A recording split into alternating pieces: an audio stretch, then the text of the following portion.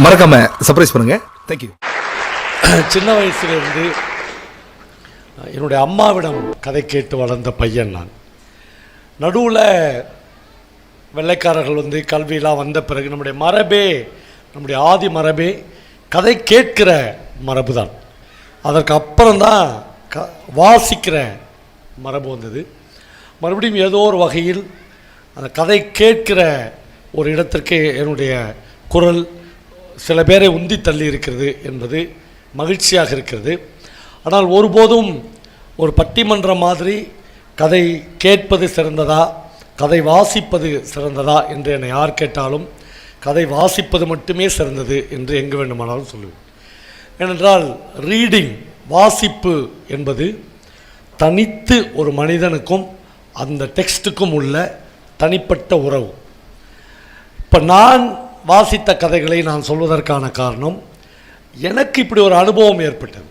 நான் ஜெயகாந்தனை படிக்கிற போது, நான் அசோகமித்ரனை படிக்கிற போது, நான் ஜி நாகராஜனை படிக்கும்போது என்னுடைய வாழ்க்கையில் நடந்த பல விஷயங்கள் அந்த வாசிப்பினூடாக புகுந்து போகும். ஒருவேளை என்னுடைய வாழ்க்கைக்கு நேர் எதிரான இன்னொரு வாழ்க்கையில் நீங்கள் இருந்திருந்தால் உங்களுக்கு அதே டெக்ஸ்ட் வேறு ஒரு அனுபவத்தை தரும். அதனால் இந்த கதை கேட்பதை விட கதை வாசிப்பது தான் ரொம்ப ரொம்ப முக்கியமான ஒரு விஷயம் என்று நான் முதலிலேயே சொல்லிக் கொள்கிறேன். சரி, அப்புறம் ஏன் நீ கதை சொல்கிற என்று நீங்கள் என்னை பார்த்து கேட்கலாம்.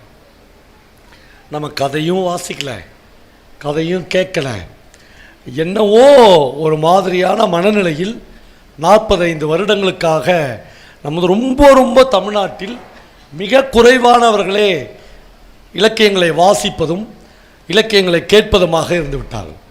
கிட்டத்தட்ட தமிழில் அதை சிறு பத்திரிகை சூழல் என்று சுருக்கி வைத்திருந்தார்கள். ஒரு சிறு பத்திரிகை பிரிண்ட் பண்ணால் ஒரு 300 பேர் படித்தால் அந்த சிறு பத்திரிகையை நடத்துகிற படைப்பாளிக்கு மிகப்பெரிய ஆறுதலாக இருக்கும், மிகப்பெரிய வெற்றியாக இருக்கும். ஆனால் 6 கோடி பேர் 7 கோடி பேர் இருக்கிற ஒரு தமிழ்நாட்டில் 300 பேர் ஒரு சிறு பத்திரிகையை வாசிக்கிறார்கள் என்பதே ஒரு எழுத்தாளனுக்கு பெருமிதமாக இருந்தது.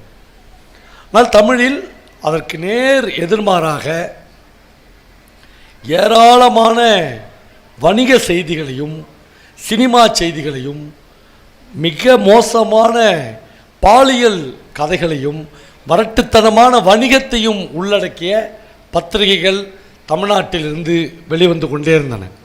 ஒரு கட்டத்தில் அவர்கள் பாவப்பட்டு பரிதாபப்பட்டு சீரியஸாக வாழ்க்கையை பற்றி எழுதி கொண்டிருக்கிற ஒரு எழுத்தாளனுக்கும் அவர்கள் பத்திரிகையில் ஒரு 4-5 பக்கத்தை ஒதுக்கி தந்தார்கள். எழுத்து சொல் எப்படி ஒரு மனிதனை பௌதீக சக்தி மாதிரி பிடித்து கொள்ளும் என்பதற்கு அவர்கள் ஒதுக்கி தந்த இந்த 4-5 பக்கங்களே சாட்சி. ஜெயகாந்தன் தன்னுடைய ஆகச்சிறந்த எல்லா கதைகளையும் ஆனந்த விகடனில் தான் எழுதினார்.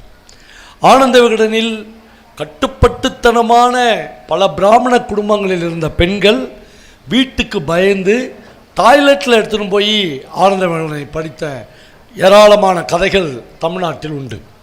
பிரபஞ்சன் தன்னுடைய ஆகச்சிறந்த கதைகளை ஆனந்த விகடனிலும் குமுதத்திலும் எழுதினார். ஆனால் ஒரு உவப்பு இல்லாமலேயே தான் பிரபஞ்சனுக்கெல்லாம் இருந்தது.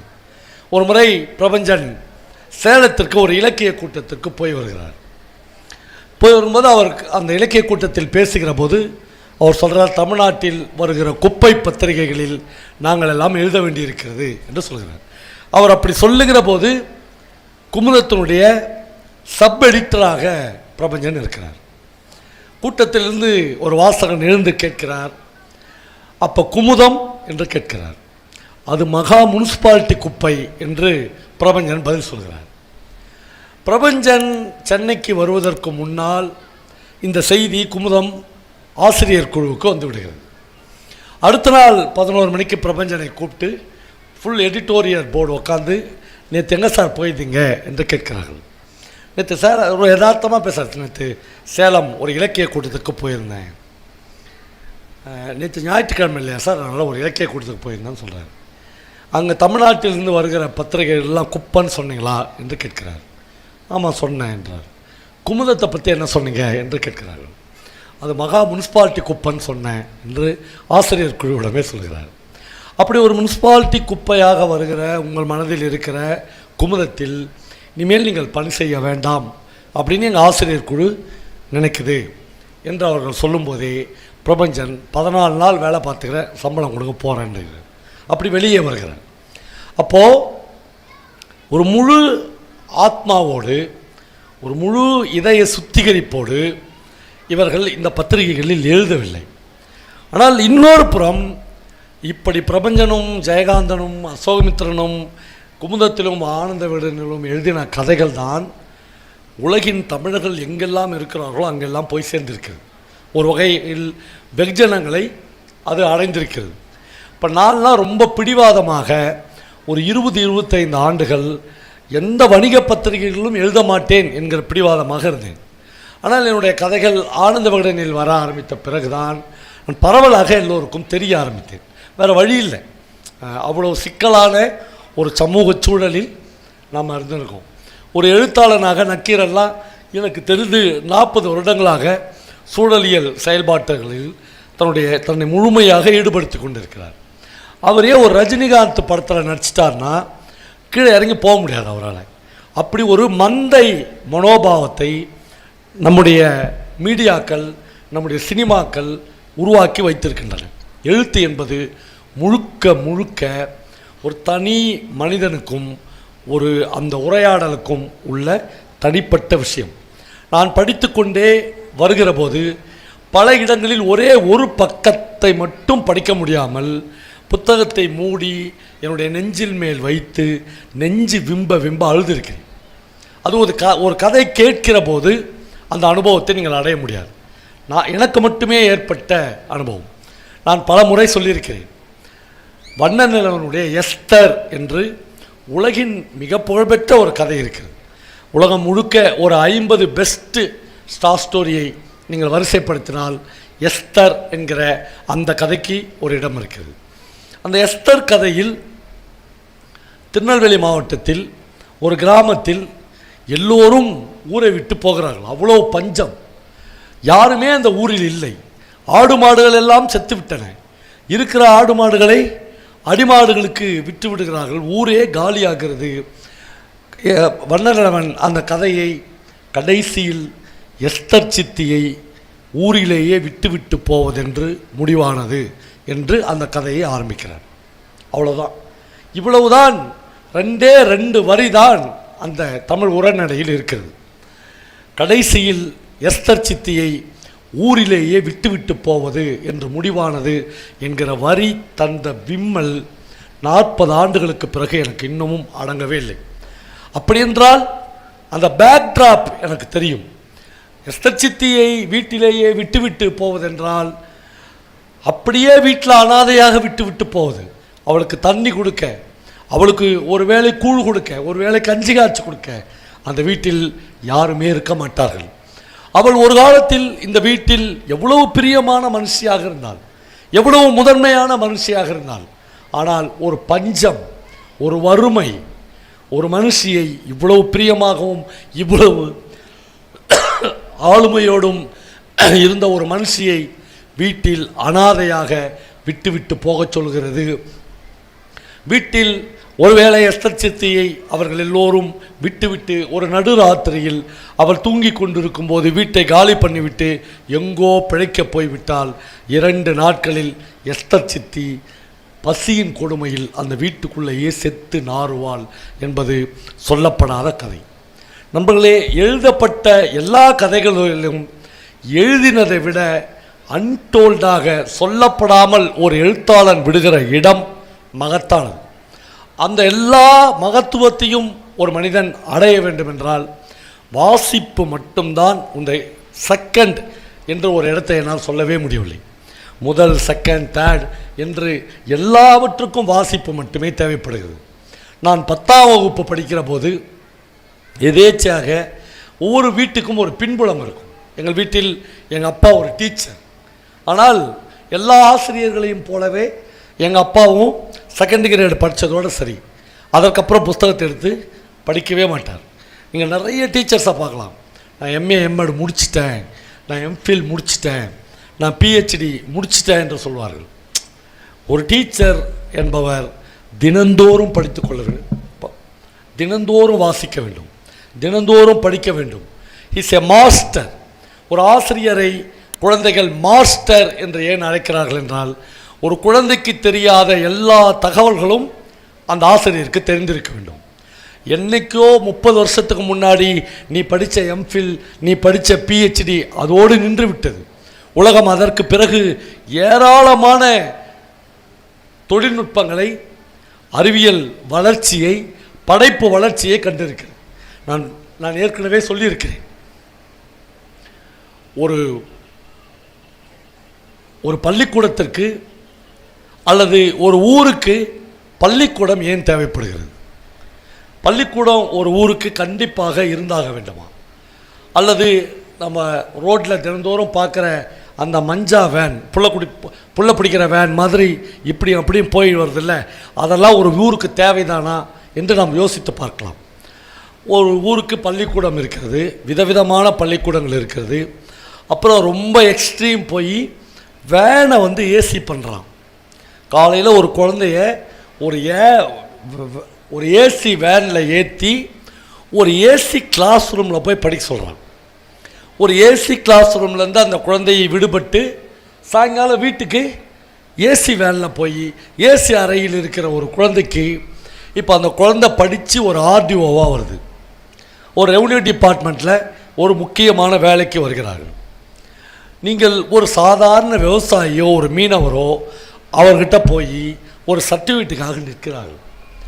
இவன் உடம்புல இருந்து வர சுமலே அந்த குழந்தைக்கு பிடிக்காது.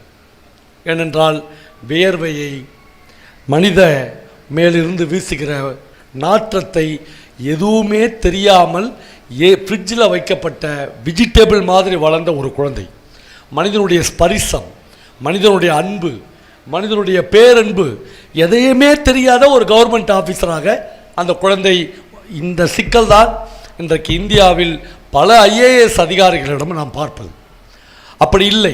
ஒரு குழந்தை என்பது வெயிலில் நனைந்து, மழையில் நனைந்து, வெயிலில் காய்ந்து, அடிபட்டு, உதைப்பட்டு, அவமானப்பட்டு, பஸ்ஸு நெரிசலில் ஏறி இறங்கி, புத்தக பையை வச்சுக்கின்னு ஏறி இறங்கி தன்னுடைய ஸ்கூலை பார்த்து நடந்து போய் படித்து வந்து அனுபவம் பெற்ற ஒரு குழந்தைக்குத்தான் தன் சக மனிதனின் வலி என்னவென்று தெரியும்.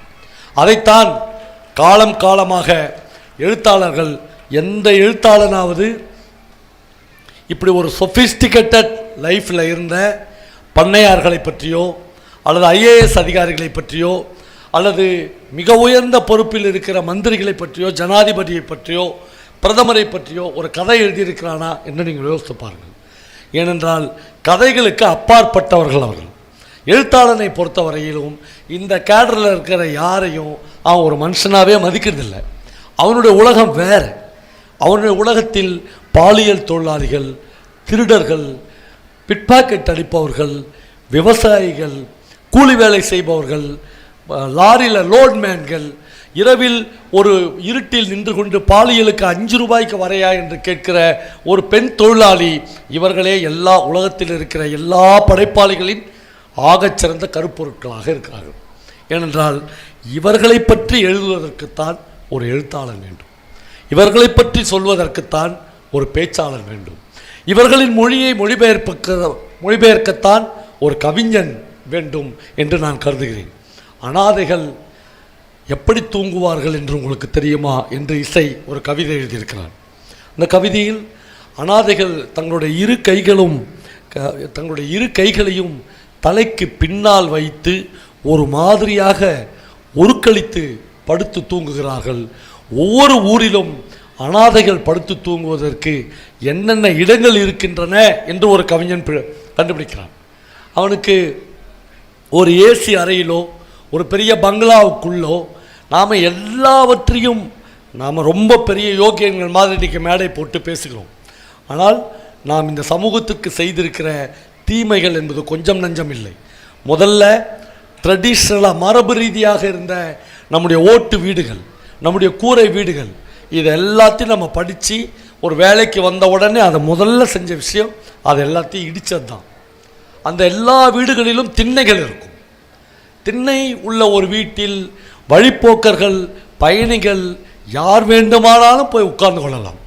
அவர்கள் என்ன ஜாதி, என்ன மதம் எதுவும் விசாரணைக்கு உட்பட்டது இல்லை. அந்த வீட்டில் இருக்கிறவர்கள் வெளியில் வந்து எட்டி பார்த்து விட்டு யாரோ ஒரு பயணி உட்கார்ந்து கொண்டு இருக்கிறார் என்றால், காலையில் 11 மணி என்றால் ஒரு சொம்பு மோர் எடுத்து வந்து கொடுப்பாங்க. மதியானம் சாப்பிட்ற நேரத்தில் அவர் உட்காந்துக்கிறாருன்னா இவங்க சாப்பாட்டில் அவருக்கும் ஒரு பிளேட் சாப்பாடு உண்டு. இரவில் இவர்களை கேட்காமலே ஏந்த திண்ணையில் அவர் தூங்கிவிட்டு காலையில் எழுந்துச்சி ஒரு காப்பி கொடுத்தாயி என்று சொல்லிவிட்டு காஃபி குடித்து விட்டு போவார். ஆனால் நம்முடைய வீடுகளின் அமைப்பையே நம்ம பெட்டி வீடுகளாக மாற்றிவிட்டோம். இந்த திண்ணையெல்லாம் உடைச்சி எடுத்துட்டோம். எல்லா வீடுகளும் செவ்வக வடிவில் கட்டப்பட்டு விட்டன. 3 கேட் போடுகிறோம். உள்ளே வந்து ஒரு கிரில் கேட் 2.5 லட்சம் 3 லட்சம் செலவு பண்ணி ஒரு தேக்கு கதவு. உலகத்தில் அந்த கதவை கடவுள் கூட வந்து திறக்க முடியாது, அப்படி ஒரு கதவு. அப்புறம் ஒரு காம்பவுண்ட் சுவர், அந்த காம்பவுண்ட் சுவருக்கு ஒரு இரும்பு கேட், உள்ள ஒரு பூட்டு வெளியே ஒரு பூட்டு. அப்படின்னா என்ன அர்த்தம்?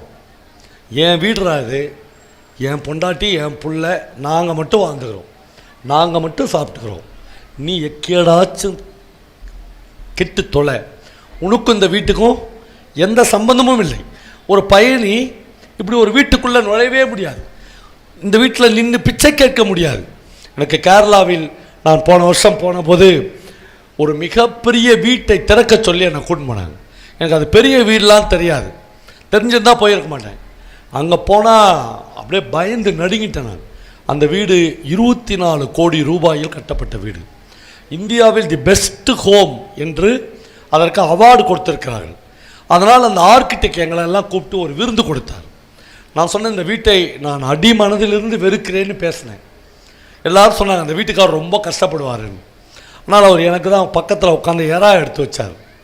அவர் சொன்னார், பவானா நான் வந்து ஒரு கடையில் ஒரு சேல்ஸ் பையனாக வேலை செஞ்சவன், இன்றைக்கி துபாயில் இருக்கேன், தனிப்பட்ட முறையில் ஒரு ஷிப் வாங்கியிருக்கிறேன். நான் வந்தால் தங்குவதற்கு தான் இந்த வீடு கட்டியிருக்கிறேன். 8 பெட்ரூம் இருக்குது அந்த வீட்டில். அவரே வருஷத்துக்கு ஒரு நாள் தான், ஒரு மாதம் தான் வருவார். மீதி 11 மாதம் அவர் துபாயில் இருக்க போகிறார். இந்த 8 பெட்ரூம் உள்ள வீடு இந்த 11 மாதமும் பூட்டி இருக்க போகிறது. அப்போது மனித அகங்காரம் என்பது லிட்ரேச்சருக்கு, இலக்கியத்திற்கு முழுக்க எதிரான விஷயமாக இருக்குது. இப்படி 3 கேட் போட்டு நம்ம என்னடா பண்ணுறோம் அப்படின்னு பார்த்தா, உள்ள ரூமுக்குள்ளே ஏசி போட்டு, பல வீடுகளில் ஏசி போடாமல் சில வீடுகளில் ஏசியும் போட்டு நாய் வளர்க்குறான். அது சௌரியமாக வச்சுக்கலாம். எந்த மனித நாயும் உள்ளே வராத அப்படின்னு 3 கேட்டு போட்டு உள்ள நாய் வளர்க்குறான். நாயோடைய வாழ்க்கை நடத்துகிறான். காலையில் 6 மணிக்கு வாக்கிங் கூட்டின்னு போகிறான். அதுக்கு பிஸ்கெட் வாங்கி கொடுக்குறான். அதெல்லாம் ஓகே. ஒரு சக ஜீவியை நீ நேசிப்பது என்பதை நாங்கள் ஒத்துக்கொள்கிறோம். ஆனால் மனிதர்களே வரக்கூடாத ஒரு வீட்டை நிர்மாணிக்க நாம் கற்றுக்கொள்கிறோம். அப்போ இங்கே தான் ஒரு இலக்கியவாதியின் தேவைப்படுகிறது ஒரு சமூகத்துக்கு. துரதிர்ஷ்டவசமாக நாம் படிக்கிற பாடப்புத்தகங்களில் இவ்வளவு ஆழமாகவும் அகலமாகவும் மனித வாழ்க்கை பேசப்படவில்லை. அது முழுக்க ஃபில்டர் பண்ணி, அது முழுக்க யாரோ பல அறிஞர்களால் அல்லது அறிஞர்கள் என்று சொல்லப்படுவர்களால் வடிவமைக்கப்படுகிறது. உதாரணத்துக்கு இந்திய சுதந்திர போராட்டத்திற்காக பாடுபட்ட வாஞ்சிநாதன் என்கிற வாஞ்சிநாதனை பற்றி நமக்கெல்லாம் புத்தகங்களில் ஒரு செய்தி இருக்கிறது. வாஞ்சிநாதன் ஆர்ட்ஸ் துறையை திருநெல்வேலியில் இயற்கையாக குற்றாலத்தில் கொட்டுகிற அந்த பேர் அருவியில் இந்தியர்களும் வெள்ளைக்காரர்களும் ஒன்றாக குளிக்கக்கூடாது என்று ஆர்ட்ஸ் துறை ஒரு சட்டம் போட்டதாகவும், அதை பொறுக்க முடியாத பல பேர் திருவூலச்சீட்டு போட்டு 24 வயதே ஆன ஒரு வருடம் கூட திருமணம் முடிந்து ஆயிருக்காத நிலையில் வாஞ்சிநாதனுடைய பெயர் அதில் வருகிறது. வாஞ்சிநாதன் மணியாச்சி ரயில் நிலையத்தில் வைத்து மிக அருகில் ஆர்ட்ஸ் துறையை ஒரு அடி தூரத்தில் வைத்து தன்னுடைய துப்பாக்கியால் சுட்டு கொலை செய்கிறான். அந்த ரயில் நிலையமே பரபரப்பாக இயங்குகிற போது ஒரு கழிப்பறையில் போய் உள்ளே தாழிட்டுக் கொள்கிறான். தப்பிக்க முடியாது என்பது தெரிந்த பிறகு துப்பாக்கியை தன்னுடைய வாய்க்குள் வைத்து அதை மேல் நோக்கி வைத்து தன்னுடைய பிஸ்டனை அழுத்துகிறான். மூளை சிதறி வாஞ்சிநாதன் செத்துப்போகிறான். வாஞ்சிநாதன் மிகப்பெரிய தேச தியாகி என்று இன்றைக்கு வரையிலும் நீங்களும் நம் குழந்தைகளும் படித்து கொண்டே இருக்கிறோம். ஆனால் சமீபத்தில் ரொம்ப நாட்களுக்கு முன்னாலேயே இதை பற்றியான மறுவாசிப்பு ஒன்று வந்திருக்குது. குழந்தைகளுக்கு இப்படி விவாதபூர்வமான கல்வியை ஒரு கல்வி அமைப்பு தர வேண்டும். நான் சொல்லித்தரேன், நான் என் டெக்ஸ்ட் புக்கில் இருக்குது, வாதியார் சொல்லுவார், அதை மட்டும் படி என்று சொல்வது அவர்களை ஒற்றைத்தன்மை உடையவர்களாய் மாற்றும். இந்த நாடு ஒற்றைத்தன்மை உடையதாய் மாற்றப்படுவதற்கு இப்படிப்பட்ட கல்வி முறைகள் எல்லாம் காரணமாக இருக்கிறது. இப்போது அந்த வாஞ்சிநாதனை பற்றியான இன்னொரு செய்தி இருக்குது, அது ரொம்ப முக்கியமான செய்தி.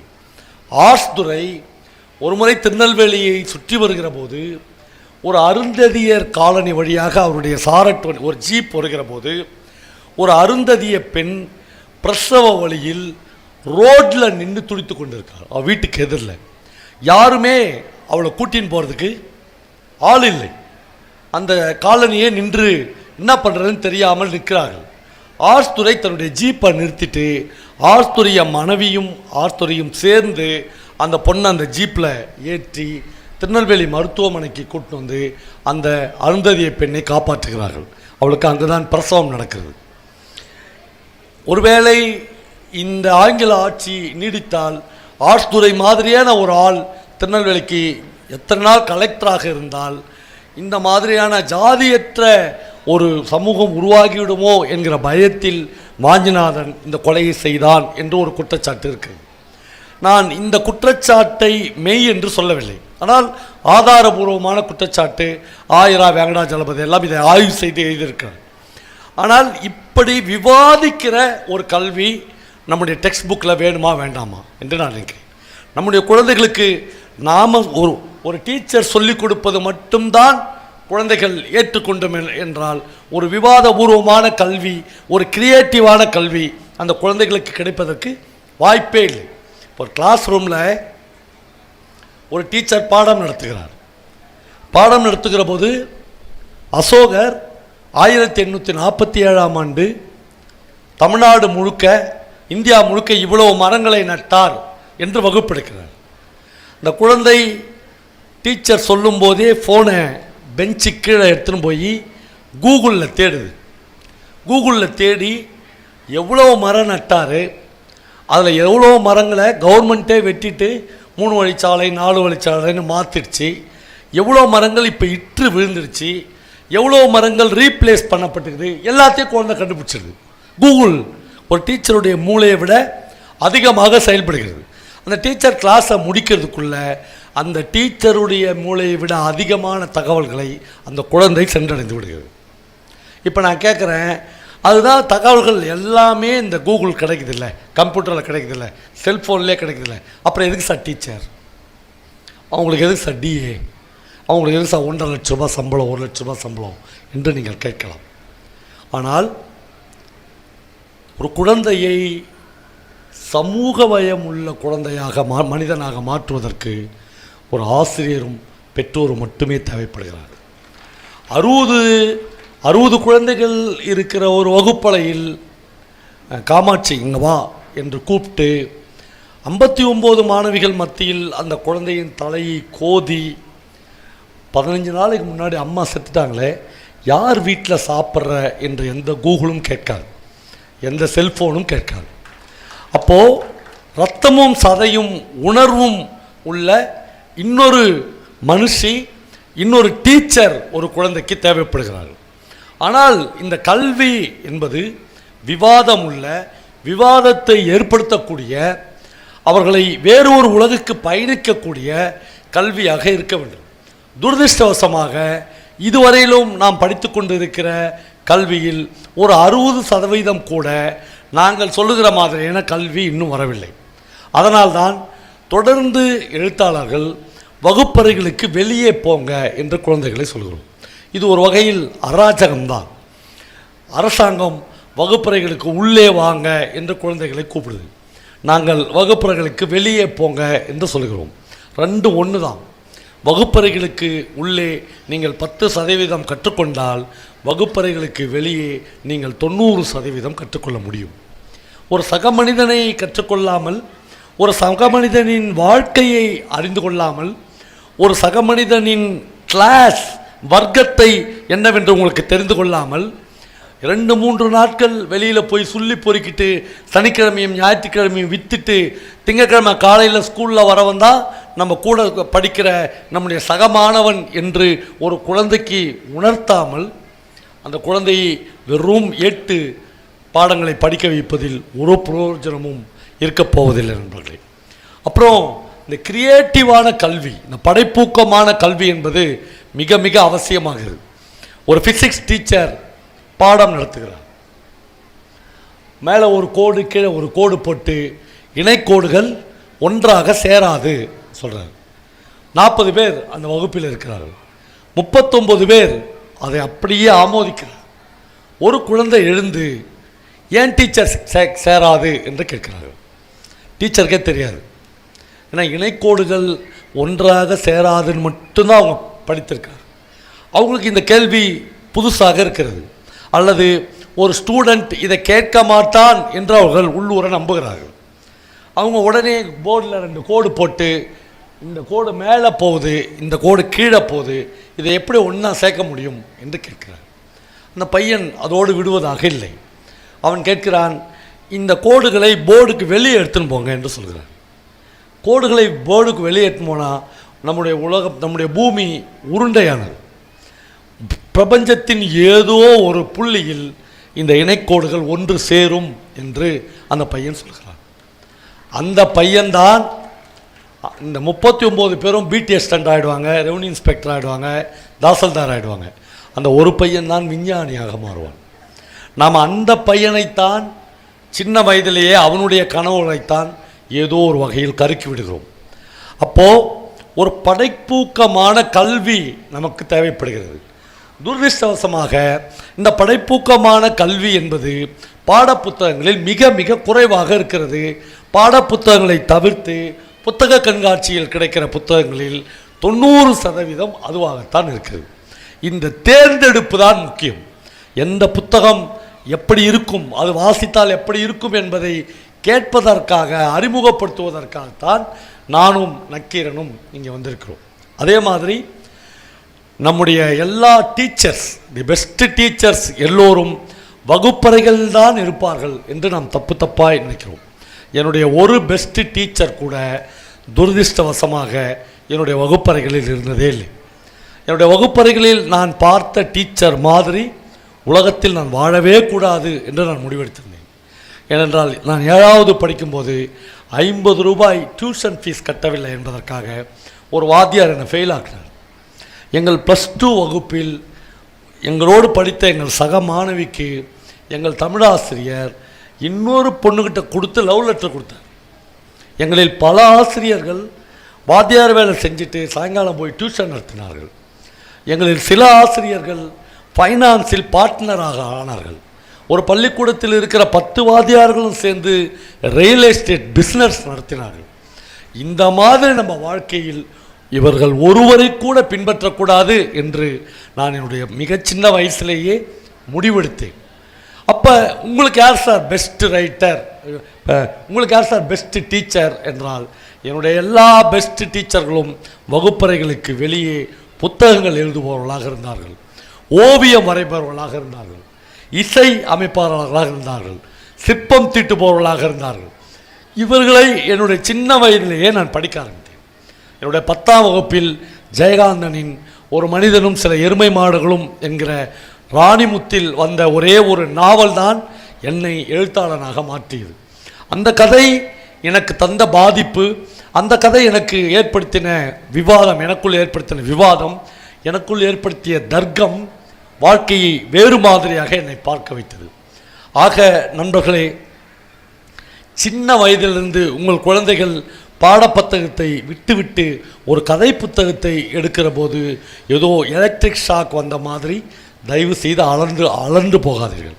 அந்த குழந்தை ஒரு புத்தகத்தை எடுத்து பிரிக்கிறது என்றால் இன்னொரு மனிதனை வாசிக்க ஆரம்பித்திருக்கிறது என்ற அர்த்தம். உங்கள் குழந்தை ஒரு புத்தகத்தை ஸ்பரிசிக்கிறது என்றால் அது நீங்கள் அல்லாமல் இன்னொரு மனிதனை தெரிய ஆரம்பித்திருக்கிறது என்ற அர்த்தம். நமக்கு கிடைத்திருப்பது ஒரே ஒரு வாழ்க்கை தான்.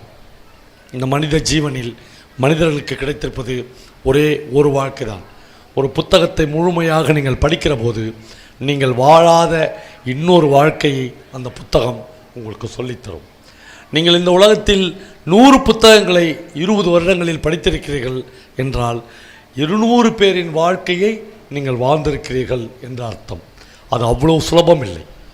200 பேரின் வாழ்க்கையை, ஒரு தலித்தின் வாழ்க்கையை, ஒரு பிற்படுத்தப்பட்டவனின் வாழ்க்கையை, ஒரு பிராமணனின் வாழ்க்கையை உங்களால் வாழ முடியாதென்றால் 3 பேருடைய ஒரு புத்தகங்களை படிக்கிற போது முழுக்க முழுக்க உங்களால் அதிலேயே வாழ முடியும். இந்த அனுபவத்தை கொடுப்பதற்கு உலகத்தில் புத்தகங்களை தவிர வேறு இன்னொரு விஷயத்தை என்னால் உதாரணத்துக்கு கூட சொல்ல முடியாது. அவ்வளவு ஒரு அற்புதமான ஒரு அற்புதம் இந்த அரங்குக்குள் வந்திருக்கிறது. உங்கள் குழந்தைகளை கூட்டின்னு போங்க. எப்போ பார்த்தாலும் குழந்தைங்களை ஷாப்பிங் கூட்டின்னு போகிறது, எப்போ பார்த்தாலும் குழந்தைங்களுக்கு டன்னாக சாக்லேட் வாங்கி கொடுக்கறது, எப்போ பார்த்தாலும் குழந்தைகளுக்கு 10 ட்ரெஸ்ஸு 100 ட்ரெஸ்ஸு என்று வாங்கி கொடுப்பது, இந்த அநாகரிகங்களிலிருந்து குழந்தைகளை விலக்குங்கள். அவர்களுடைய அறிவுக்கு, அவர்களுடைய மனதிற்கு இதமான ஆயிரக்கணக்கான புத்தகங்கள் இதற்குள்ளே இருக்கிறது. அந்த புத்தகங்களை உங்கள் குழந்தைகளோடு பேச விடுங்கள். குழந்தைகளோடு அவர்கள் அப்புறம் பேசட்டும். நீங்கள் முதலில் அந்த குழந்தைகளோடு அந்த புத்தகங்களோடு பேசுங்கள். ஒருவேளை ஒரு சிகரெட் பிடிக்கிற அப்பாவை பார்த்து கொண்டு இருக்கிற ஒரு குழந்தைக்கு நாமும் சிகரெட் பிடிக்க வேண்டும் என்று தோன்றும். சின்ன வயதிலிருந்து ஒரு புத்தகம் படித்து கொண்டு இருக்கிற அப்பாவையோ அம்மாவையோ பார்க்கிற ஒரு குழந்தைக்கு அப்பா மாதிரி அம்மா மாதிரி நாமும் புத்தகங்களை படிக்க வேண்டும் என்று தோன்றும்.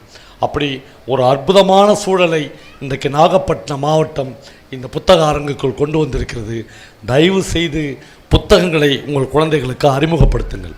ஒருவேளை அது உங்களுக்கு மன ரீதியாக பிடிக்கவில்லை என்றால் அட்லீஸ்ட் அமைதியாக இருங்கள். குழந்தைகளே தங்களுடைய உலகத்தை தேர்ந்தெடுத்து